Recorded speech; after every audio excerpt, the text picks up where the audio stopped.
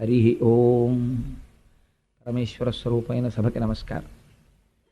నిన్నటి రోజు ప్రవచనాన్ని పూర్తి చేసేసరికి మహానుభావుడైనటువంటి కృష్ణ పరమాత్మ పరీక్షిత్తుని రక్షించినటువంటి విధానం గురించి నేను 4 మాటలు చెప్పి ఉన్నాను. ఉత్తరాగర్భమనందున్నటువంటి పరీక్షిత్, ఆయన పేరు విష్ణురాతుడు అని పెట్టారు ధర్మరాజు గారు. అసలు ఆయన పేరు విష్ణురాతుడు, కానీ ఎవ్వరూ ఆయన్ని విష్ణురాతుడని పిలవరు, పరీక్షిత్ అని పిలుస్తారు. ఎందుకు అలా పిలుస్తారు అన్నది మీకు ఎదర తెలుస్తుంది. అటువంటి విష్ణురాతుడు గర్భస్థుడై ఉండగా అశ్వత్థామ చేత ప్రయోగించబడినటువంటి బ్రహ్మాస్త్రము చేత చెనకబడుతున్నటువంటి సందర్భంలో ఉత్తర చేసినటువంటి స్తోత్రానికి ప్రసన్నుడైనటువంటి పరమాత్మ గర్భస్థమైనటువంటి పిండమును రక్షించాడు. తదనంతరము స్వామి అదే రథం దగ్గర హేళగా నిలబడి ఉన్నారు. పరమాత్మ యొక్క చేష్టితములంటే అలా ఉంటాయి. అందుకే అది హేతువుకి దొరుకుతుందా అంటే హేతువుకి దొరికేది కాదు. మహిమ్నా స్తోత్రంలో, శివమహిమ్నా స్తోత్రంలో పుష్పదంతుడు అంటాడు, నమో నీధిష్టాయ ప్రియదవదవిష్టాయ చ నమో, నమక్షోదిష్టాయ స్మరహర మహిష్టాయ చ నమో, నమో వర్షిష్టాయ త్రినయన అవిష్టాయ చ నమో, నమః సర్వస్మైతే తదిగమితి శర్వాయ నమః అంటాడు. బాగా దూరంగా ఉన్నవాడికి నమస్కారం, బాగా దగ్గరగా ఉన్నవాడికి నమస్కారం.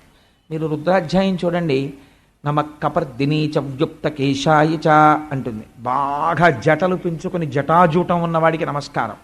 తల మీద ఒక్క వెంట్రుక లేనటువంటి బోడిగుండుతో ఉన్నవాడికి నమస్కారం. చాలా వృద్ధుడైన వాడికి నమస్కారం, చాలా యవ్వనంలో ఉన్నవాడికి నమస్కారం. ఇవి ఎలా కుదురుతాయి చెప్పండి నాకు? ఇవి రెండూ పరస్పర భిన్నమైనటువంటి విషయాలు. వృద్ధుడిగా ఉన్నవాడు యవ్వనంలో ఉండడు, యవ్వనంలో ఉన్నవాడు వృద్ధుడిగా ఉండడు. రెండూ ఏకకాలమనందు ఉండవు.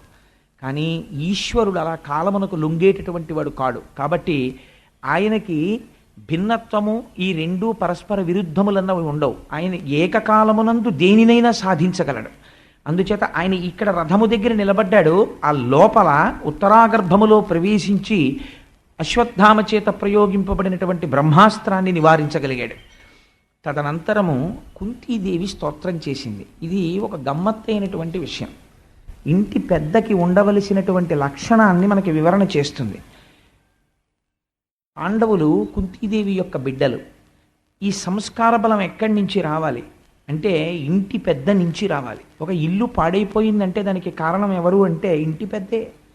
తనకి లేని సంస్కారం, తను లేవగానే నిద్ర లేచి పూజామందిరంలోకి వెళ్ళి సంధ్యావందనం చెయ్యడు. తను లేచి పూజామందిరంలో కూర్చుని ఓ 4 స్తోత్రాలు చదవడు. తన ఇంటి కబ్బోర్డ్లో రామాయణం పుస్తకాలు కానీ భాగవతం పుస్తకాలు కానీ ఉండవు. తను ఎప్పుడూ కూర్చుని ఒక్క భగవత్ సంబంధమైన గ్రంథం గురించి మాట్లాడడు. తన పిల్లలతో మాట్లాడేటప్పుడు ఒక పోతన గారి గురించో, ఒక వాల్మీకి మహర్షి గురించో, మన జాతి సంపద గురించో, మన సంస్కృతి గురించో పలకడు. తన పిల్లలు మాత్రం చాలా సంస్కారవంతులై ఉండాలని కోరుకుంటాడు. ఎలా జరుగుతుంది చెప్పండి నాకు? మనకి పరానుకరణము అని ఒకటి ఉంది. పిల్లలు తల్లిదండ్రులు ఎలా ప్రవర్తిస్తారో అలా ప్రవర్తిస్తారు. మా తండ్రి గారు దేన్నైనా అంగీకరిస్తాడు, కానీ ఇది అంగీకరించలేడు అని బిడ్డడికి తెలిసిందనుకోండి, అసలు 90% ప్రవర్తన బిడ్డడిది నియంత్రించబడిపోతుంది. బిడ్డడి ముందే తండ్రి చేయరాని పని చేస్తున్నాడు అనుకోండి, ఆ బిడ్డడు చెయ్యకుండా ఎలా ఉంటాడు? మా తండ్రే చేసింది, నేను ఎందుకు చేయకూడదు అనుకుంటాడు. కాబట్టి ఇంటి పెద్దకు ఉండవలసిన లక్షణాన్ని ఆవిష్కరిస్తున్నారు. కుంతీదేవి స్తోత్రం చేసింది కృష్ణ పరమాత్మని. ఆవిడంది ఆదినారాయణ అని. అంతర్భాగంగాను ఇంద్రియములకు శక్తినిచ్చేవాడు ఆయన, కానీ ఇంద్రియములకు ఆయన దొరికేవాడు కాడు. అందుచేత ఆయన ఏకకాలమునందు 2 భిన్నమైన నామములతో పిలవబడుతున్నాడు. ఒకటి, ఈశ్వర నువ్వు అదోక్షజుడవు, నువ్వు హృషీకేశుడవు. ఇటువంటి స్వామివి నువ్వు ఆదినారాయణుడవు, ఉన్నది నువ్వు ఒక్కడివే. ఆ తర్వాత ఇంత విశ్వముగా నువ్వు పరిఢవిల్లేవు. అటువంటి తండ్రి నువ్వు ఈ ఉపసంహారం ఎవరు చేయాలి మరి అంటే ఇవాళ రథసప్తమి. కుంతీదేవి ఎంత గొప్ప మాట అందో చూడండి. కాలస్వరూపుడవై నువ్వు సూర్యనారాయణుడవు అంది. ఒకే ఇంట్లో ఒక తల్లి కడుపున ఒక 2 పుట్టిన మగపిల్లల్లో 2 మగపిల్లలకి ఆదినారాయణ, సూర్యనారాయణ అని పేర్లు ఉన్నాయనుకోండి, ఆ తల్లిదండ్రులు ఎంత సంస్కారవంతులో. ఆదినారాయణుడు సృష్టి చేశాడు, సూర్యనారాయణుడు కాలాన్ని నడిపాడు. అందులో ఎదుగుదలుంది, పెరుగుదలుంది, సమర్థత ఉంది, నిర్వహణ ఉంది, లయం ఉంది. ఆ కాలంలో పడిపోతున్నారు మళ్ళీ జీవులన్నీ. కాబట్టి ఎవరు చేస్తున్నారు ఇదంతా? ఆదినారాయణ, సూర్యనారాయణ రెండుగా ఉండి ఇవి చేస్తున్నవాడివి నువ్వే. పేర్లు రెండు, తత్వం ఒక్కటే. ఏం ఆశ్చర్యం తండ్రి, ఎంత గొప్పవాడివి నువ్వు! ఇన్ని చేసేటటువంటి నిన్ను ఎవరు దర్శనం చెయ్యగలరు? మహాయోగులైన వారు దర్శనం చేస్తారు, నిర్మల మనస్కులు దర్శనం చేస్తారు, పరమహంసలు దర్శనం చేస్తారు. సమాధిమగ్నులై సంసారములను విడిచిపెట్టి నీ గురించి ధ్యానము చేసి చేసి చేసి చేసి నీ యొక్క అనుగ్రహమును పొందిన వారు దర్శనం చేస్తారు తప్ప సంసార లంపటమునందు పడిపోయి ఉన్న వాళ్ళకి నీ దర్శనం అవుతుందా? అవదు. అందున విశేషించి నేను స్త్రీని, ఆడదాన్ని కాబట్టి సహజంగా నాకు కర్మ చేసేటటువంటి అధికారం తక్కువ. అందుకని నేను విశేషమైనటువంటి పూజలు, వ్రతాలు, నోములు, అభిషేకాలు చేసేదాన్ని కాదు. అజ్ఞురాలిని అంటే పెద్దగా జ్ఞానం ఉన్నదాన్ని కాను. ఇటువంటి నాకు శ్రీమన్నారాయణుడవైన నీవు పరమహంసలు చూడలేని తత్వాన్ని ఈ మాంసనేత్రము చూడలేదు.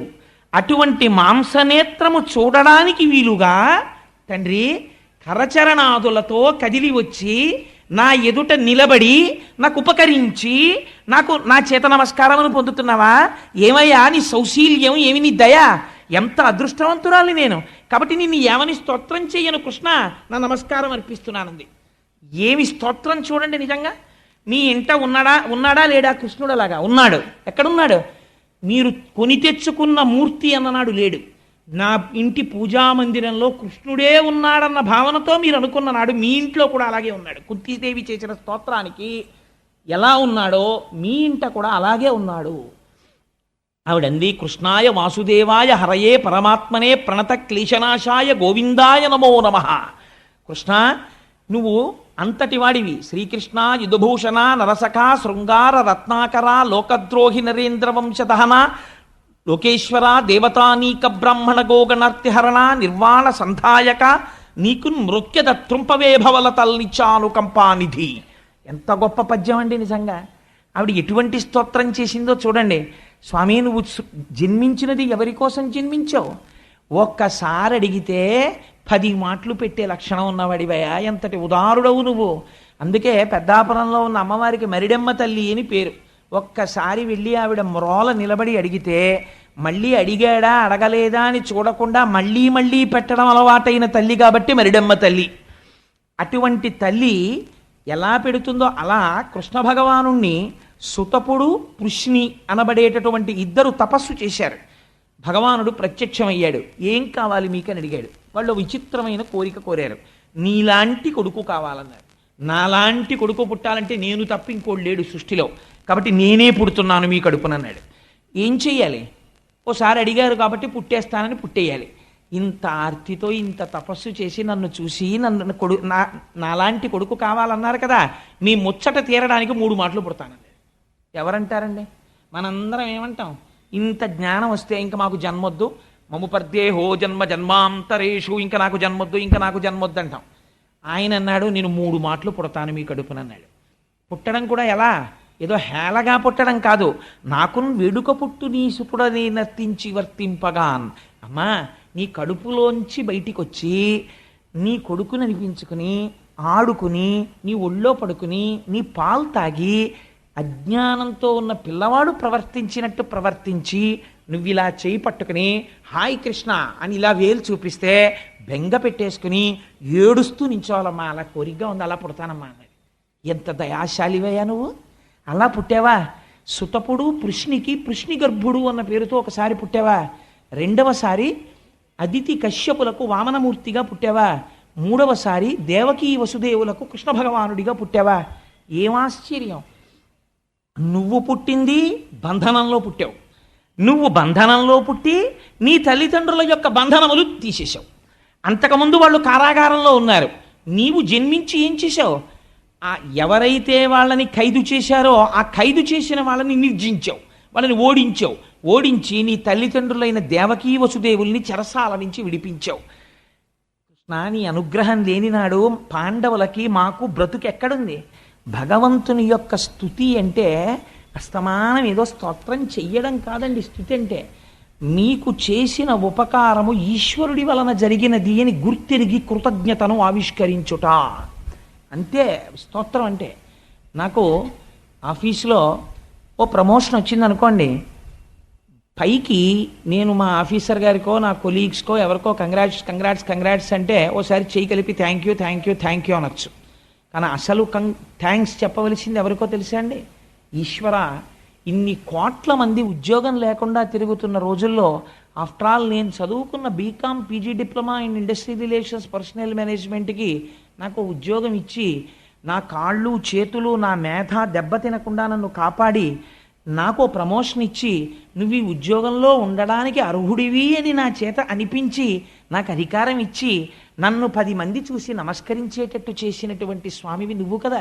నీ అనుగ్రహం లేని నాడు నాకు ఇది ఎక్కడి నుంచి వస్తుంది?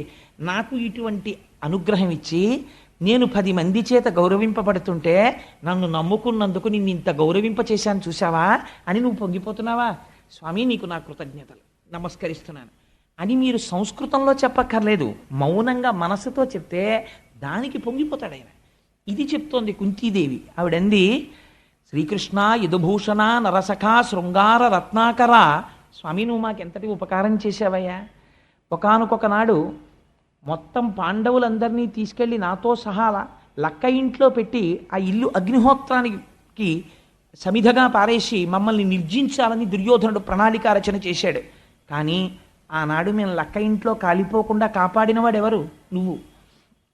భీముడికి విషాన్నం పెట్టారు, నీటిలో తోసేశారు, ఆ భీముడు మరణించకుండా కాపాడినవాడివెవరు? నువ్వు. ద్రౌపదీదేవిని భర్తలు 5గురు ఎదురుగుండా చూస్తూ ఉండగా ఓడిపోయారు మీరు అనేటటువంటి మాట అడ్డుపెట్టి బోనులో పెట్టిన సింహాల్ని పెట్టినట్టు ధర్మం అనేటటువంటి పాశము చేత కట్టి కూర్చోపెట్టి అంతవంటి తేజోమూర్తులు అపర యమధర్మరాజు, అటువంటి ధర్మరాజు అక్కడ కూర్చునున్నాడు.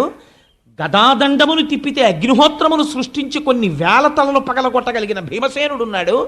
గాంధీవమును చేతపట్టి 2 చేతులతో బాణాలు ప్రయోగించగలిగిన సర్వశస్త్రాస్త్ర సంపన్నుడైన అర్జునుడున్నాడు. అంత గొప్ప వీరులైన నకులు సహదేవులున్నారు. 5గురికి పత్ని అయి మహాపతివ్రత అయిన ద్రౌపదిని నిండు సభలోకి ఈడ్చి దుశ్శాసనుడు బట్టలాగేస్తుంటే ఎవరు రక్షించగలిగారు? గోవిందా అని పిలిస్తే పరిగెత్తుకొచ్చి రక్షించిన వాడివి నువ్వు. లేనినాడు మా పాండవ వంశానికి మర్యాద ఎక్కడుంది? గౌరవం ఎక్కడుంది?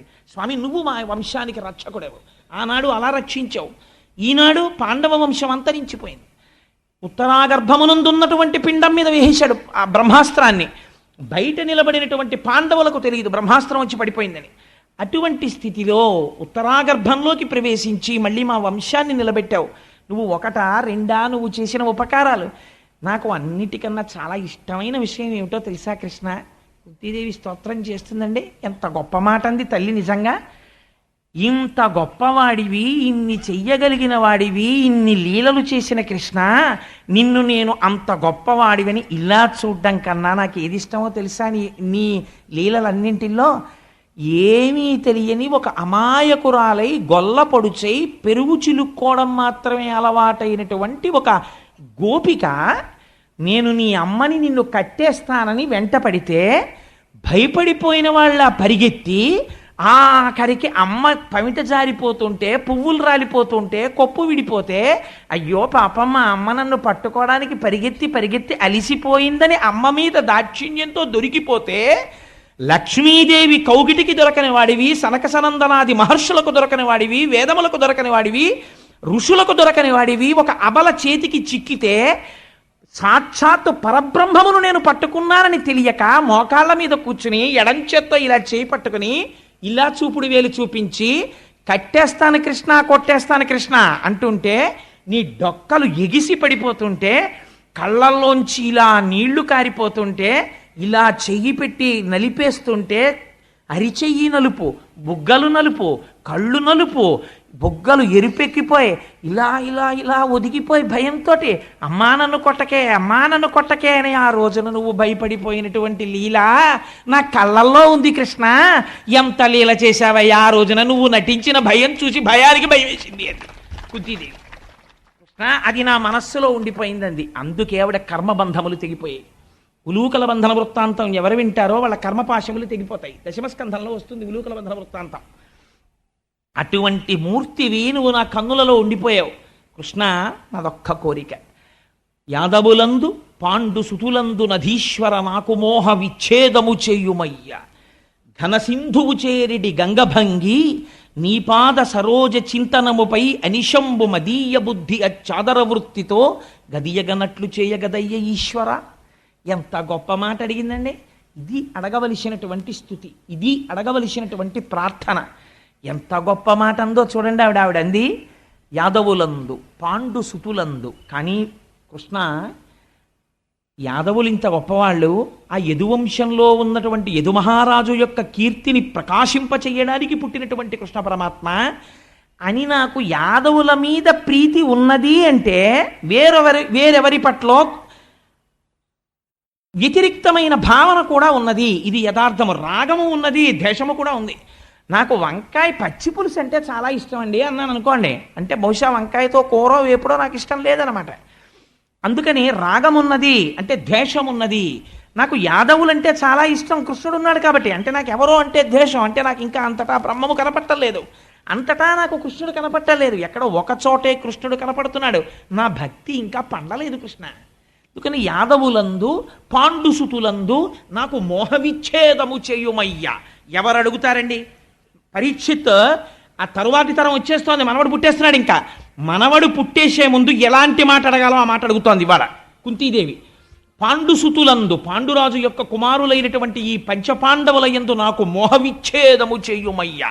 ఎంత బ్రతికినా ఎన్నేళ్లున్నా ఇంకా నా కొడుకు ఏమైపోతాడో, ఆ కొడుక్కి కొడుకు పుట్టేసినా ఇంకా వాడిని నేను చూడాలి, వీడిని నేను చూడాలి, వాడికి సంపాదించాలి, వీడికి సంపాదించాలి. ఎంత వీర్రాశ! మళ్ళీ నీకు మనుష్య జన్మ వస్తుందా? ఈ సమయం దొరుకుతుందా? ఈశ్వరార్చన ఎప్పుడు చేస్తావు? నాకు మోహ విచ్ఛేదము చెయ్యుమయ్యా. పొమ్మంటే పోవట్లేదయ్యా. అన్నమాచార్యుల వారు ఏడిచారు. ఇవి ఈ తెగు అంటే తెగేటటువంటి బంధాలు కావు, నువ్వు తెంచాలయా స్వామి వెంకటేశ్వర అన్నారు. అలా నాకు మోహవిచ్ఛేదము చెయ్యుమయ్య. అతిశయి పిచ్చమమకారం. ఎందుకు ఈ ప్రేమ? నేను ప్రేమ ఉంటే మాత్రం నేను ఉద్ధరించగలనా? నాకు మనవడు కావాలని కోరికుంది, నేను రక్షించగలిగానా ఉత్తరాగర్భాన్ని? నువ్వు రక్షించావు కాబట్టి ఇది పూర్తిగా నాకు ఈ మోహం పోవాలి. ఇంకా నా వాళ్ళు పాండవులు యాదవులు వాళ్ళ మీద శత్రుత్వం నాకు వద్దయ్యా కృష్ణ. నాకు మోహ విచ్ఛేదము చేయుమయ్యా. ఘనసింధువు చేరెడి గంగభంగి నీపాద సరోజ చింతనముపై అనిశంబు మదీయ బుద్ధి అచ్చదర వృత్తితో గదియగనట్లు చేయగదయ్య ఈశ్వర. నాకేం కావాలో తెలుసా? గంగా ప్రవహించి వెళ్ళి అంకోలం నిజ బీజ సంతతి రయస్కాంతోపలం సూచిక సాధ్వీనైజ విభుంలతాక్షితిరుహం సింధు సరిద్వల్లభం ప్రాప్నోతి యథా తథా పశుపతే పాదారవిందద్వయం చేతోవృత్తిరుపేత్యతిష్టతి సదా సభక్తిరుచ్యుత్యతే. సముద్రాన్ని చేరిపోయినటువంటి నదిలా విడదీసి చూపించడానికి వీలు లేని రీతిలో నాలో ఉన్నటువంటి తేజస్సు నీలోకి కలిసిపోయి అవిభాజ్యమై విడదీసి చూపించడానికి వీలు లేని రీతిలో నీలో కలిసిపోవడానికి కావలసినటువంటి భక్తి నాకు కటాక్షించు. ఆ భక్తి ఎలా ఉండాలో తెలుసా కృష్ణ? నీపాద సరోజ చింతనముపై. ఇంకా మధ్యలో పూజ చేస్తున్నాడు పాపం ఆవిడండి, చక్కగా హాయిగా పూజ చేసుకుంటారు, రామాయణం చదువుకుంటారు, ఓ కొడుకుతో కోడలతో ఎవరితో పేచి ఉండదు ఆవిడికి. ఒక్కళ్ళనొక మాట అనరు, ఎవరన్నా ఏమన్నా నవ్వేస్తారు.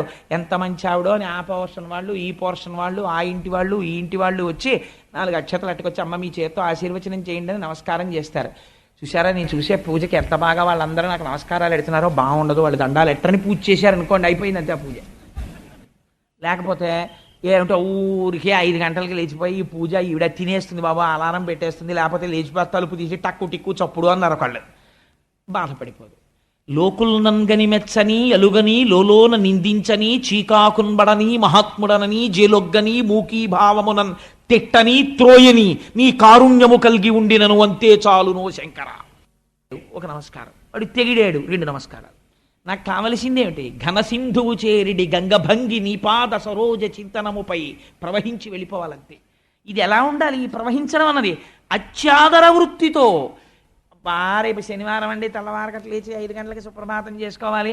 ఈ శనివారం ఒకటి బాబు అస్తమానం వచ్చేస్తోంది, చచ్చిపోతున్నాను లేవలేక అని విసుక్కుని వచ్చేసింది శనివారం అని 5 గంటలకు అలారం కొట్టేటప్పటికి అనవసరంగా పెట్టుకున్నాను ఈ అలవాటు సుప్రభాతం చేయడం, లేవలేకపోతున్నాను, ఏం చేస్తాను అని మళ్ళీ ఏమన్నా వెంకటేశ్వర స్వామి వారు విని, ఆహా నా సుప్రభాతం నీకంత బరువు అయిపోయిందా అని ఏమైనా చేస్తాడేమో అని భయం వేసి ఇలా లెంపలేసుకుని ఏమిటో నాయన సంసారంలో ఉన్నాను ఏదో అంటాను పట్టించుకోకు అని మళ్ళీ వెళ్ళి పూజా మందిరంలో కూర్చున్నటువంటి పూజ దేనికోసం? ఎందుకు ఆ పూజ? అందుకోసం కాదు. మన్మూర్ధ్నికాళియపణే వికటాటవీషు శ్రీ వెంకటాద్రిశిఖరే శిరసశ్రుతీనాం చిత్తేప్యనన్య మనసాం సమమాహితౌతే శ్రీ వెంకటేశ చరణౌ శరణం ప్రపద్యే అని నువ్వు శరణాగతి చేస్తుంటే నీ మనస్సు రమించిపోవాలి. ఒక్కొక్క శ్లోకం చదువుకుంటుంటే స్వామి మీద అబ్బా యోషా గణీనవరదగ్ని విమధ్యమాని ఘోషాలయేషు దిమంథన తీవ్ర ఘోషా రోషాత్ కలిం విదధతే కకుభశ్చ కుంభా శ్రీవేంకటాచలపతే తవ సుప్రభాతం అని ఎప్పుడు చదువుతారని మనసు ఉరకలు వెయ్యాలి.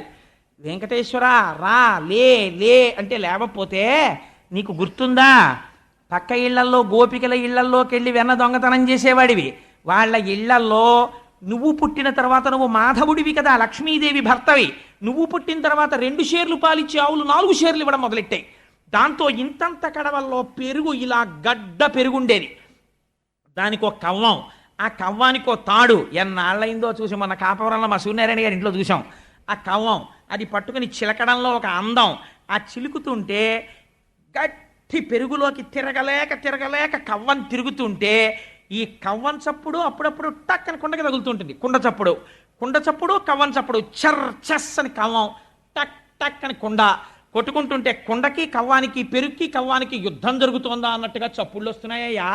గుర్తు రావట్లా కృష్ణావతారం లేచిరా అని పిలుస్తుంటే మీరు యోషా గణైనవరదగ్ని విమధ్యమాని ఘోషాలయేషు దిమంథన తీవ్ర ఘోషా. స్వామి వెంకటాచలంలో ఇది చదువుతుంటే వకుళమాత అక్కడేగా ఉంది యశోదా రూపంలో. ఇవన్నీ విని నీ సంగతి ఏమో కానీ ముందు అసలు యశోదాదేవి వకుళమాతగా వచ్చి అవును నిజమే ఇప్పుడు ఏమిటో అలా పాపం అలా నిలబడి ఎప్పుడు వచ్చిన వాళ్ళని అలా వాళ్ళ పాపాలు తీసేసి వాళ్ళని రక్షించి ఇప్పుడు అంతాను నాకనిపిస్తుంది యోషా గణీన వరదగ్ని విమధ్యమా అని ఈ శ్లోకం సుప్రభాతంలో జరిగితే ఒకళ్ళ ఏమనుకుంటుంది, మీరందరూ ఇలా సుప్రభాతాలు చదువుతారు కానీ పాపం బిడ్డడి అవతారంలో ఏం సుఖపడ్డాడు, అలా నిలబడ్డట్టు 10 నిమిషాలు అవ్వలేదు 2ంటికి తలుపేశారు 3ంటికి సుప్రభాతం పాడేస్తున్నారు. బిడ్డడు పడుకున్నాడో పడుకోలేదో మీకు అక్కర్లేదు, పైగానేమో ఆ రోజుల్లో ఆ కడవలో పెరుగు చప్పుడైంది అని అండం ఒకటి అని అక్కడ ఒకళ్ళు మాత ఇలా ఒకసారి మూతి తిప్పుకుని ఆ రోజుల్లోనే హాయిగా ఉండేది, చక్కగా నందవ్రజంలో ఆడుకుంటూ తిరుగుతూ ఉండేవాడు నా చుట్టూను. ఇప్పుడు ఏముంది పాపం నైవేద్యాలని పేరే కానీ లడ్డూలు యంత్రాలు ప్రసాదాలు వీటికే సరిపోయే అని ఒకళ్ళ మాత మీకు జ్ఞాపకానికి వచ్చి ఆ ఎన్ని మాటలు చదువుతున్నా మీకు ఆ వెంకటాచలానికి మనస్సు వెళ్ళిపోయి ఒకళ్ళ మాత గోడ ఆ కన్నం అందులోంచి వంటశాల అమ్మవారు పిల్లాడికి ఎప్పటికీ వంటలు చేయించి వెంకటేశ్వర నువ్వు తిను పులిహార తిను ఇవాళ బాగుంది జీడిపప్పు ఎక్కువించాను అని చెప్పి అంత స్వతంత్రంగా కూర్చుని పెడుతూ ఉంటే లేత అరిటాకు దగ్గర కూర్చుని అత్తయ్య గారు నేను వడ్డిస్తానులేండి అంటే ఉండమ్మా వాడికి వడ్డించుకోవడంలో నాకు తృప్తి అని ఒకళ్ళ మాత వడ్డిస్తుంటే సరే మీరే వడ్డించండి. లక్ష్మీదేవి కాళ్ళ గజ్జలు గల్లుమనేటట్టు మణిమంజీరములు మోగుతుండగా పాయస పాత్ర అక్కడ పెడితే ఒకళ్ళమాత స్వతంత్రంగా తీసి ఇలా వేస్తే నీ చేతి కంకణములు కణకణలాడుతుండగా నువ్వు పాయసం తీసుకుని తింటున్నప్పుడు ఒకళ్ళమాత ఎంత పొంగిపోయి ఉంటుందో స్వామి. యోషా గణీన వరదగ్ని విమధ్యమాని అని ఒక శ్లోకానికి పరవశించడానికి మీరు పరిగెత్తారనుకోండి పూజామందిరంలోకి, అప్పుడు మీరు పూజ చేశారు తప్ప చాలు ఆ ఒక్క శ్లోకం అయిపోయింది మీ పూజ, రమించిపోయింది మీ మనస్సు. ఒక ఉదాహరణకి చెప్పానంతే. అలా మీరు రమించగలిగినప్పుడు ఆ ఆనందం కోసం 1కి 10 మాటలు పరిగెడతారు. చూసిన సినిమాయే 1000 మాటలు చూసినట్టు.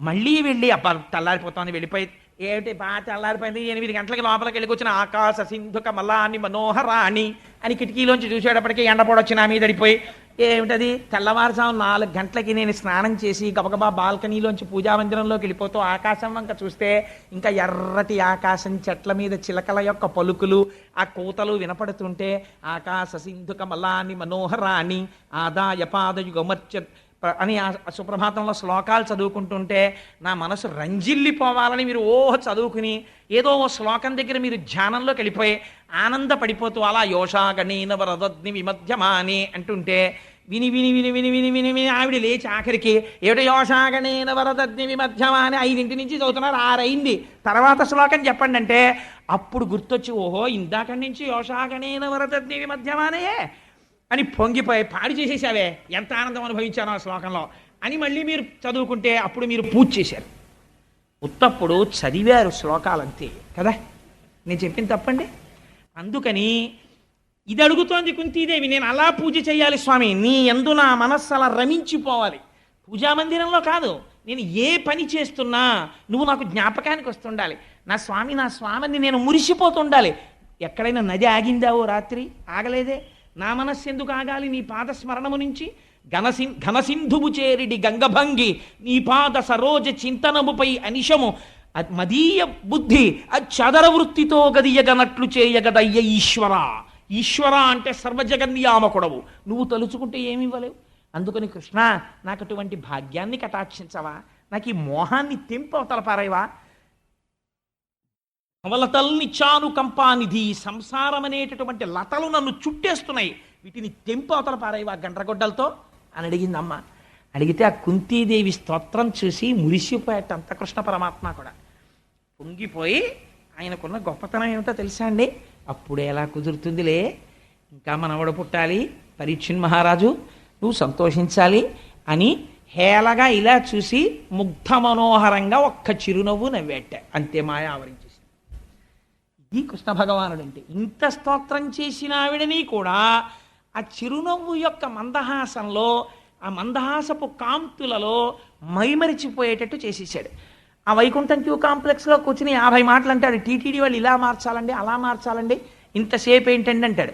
తీరా లోపలికి ఎడతాడు, ఇలా అక్కడ దాకా వెళ్ళి 2 నిమిషాలు ఉండి బయటకు వచ్చేసి ఎంత బాగున్నాడో, చాలా బాగుందేమండి దర్శనం అంటాడు.